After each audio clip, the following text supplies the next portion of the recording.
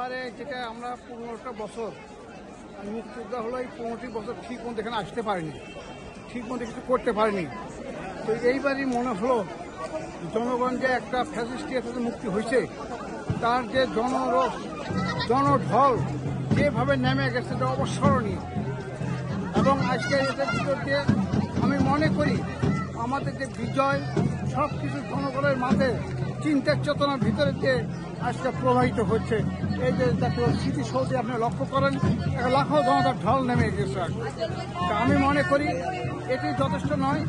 আমরা যে কারণে যুদ্ধ করেছিলাম এই দেশকে বিশ্বের মানচিত্রে শির উঁচু করে দাঁড়ানোর জন্য যে করছিলাম, একটা গণতান্ত্রিক দেশ হিসেবে বিশ্বের যে পরিস্থিতি লাভ করার চিন্তা ভাবনা করছিলাম, আশা রাখি এই যে ফ্যাসিস্ট সরকার পতনের পরে ছাত্র জনতার অভ্যুত্থানের ভিতর দিয়ে যে বিষয়টি লাভ করছি এটা পরিসংখ্যার দিকে তখনই যাবে যখন আমরা একটি গণতন্ত্রের একটা নির্বাচনের মাধ্যমে জনপ্রতিনিধিশীল সরকারের হাতে ক্ষমতা নিবে, সে তার মাধ্যমে যে শাসন তৈরি হবে তার ভিতরতে আমাদের যে স্বপ্ন, এই স্বপ্নটি বাস্তবায়ন হবে বলে মনে করি।